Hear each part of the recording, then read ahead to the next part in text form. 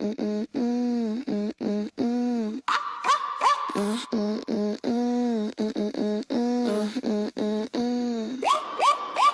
lies, no fear, no culture calling shots. Truth loud, God first, standing on the rock. If you're looking for clarity.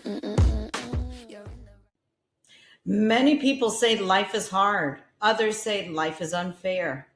The truth is, after the fall of Adam and Eve, we live in a fallen world.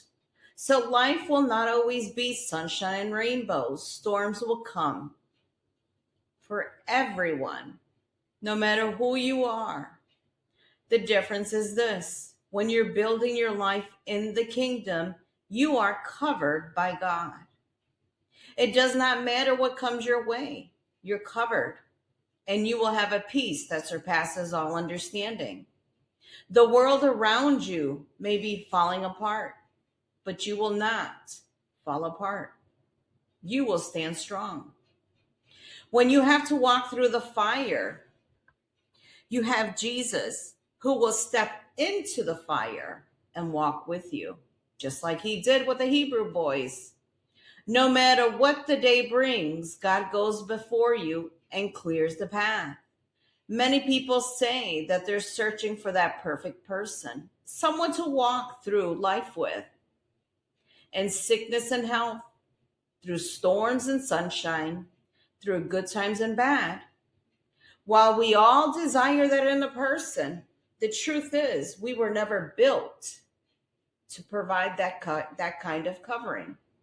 There's only one who was built to provide that kind of covering, and that's Jesus. Seeking the kingdom and his righteousness above everything gives you the assurance that no matter what happens, you are protected and covered by God. Now, let's be clear. Seeking the kingdom does not mean that there will not be any storms. What it means is that no matter the storm, your house will stand. When I lived up north, where it gets really, really cold, we knew to prepare before a cold snap came through. So we had our cars inspected and repaired because the extreme cold exposes weaknesses. So a car battery that works fine in mild weather suddenly fails when the temperature drops. The cold didn't create the weakness, it revealed it. And the same is true in life.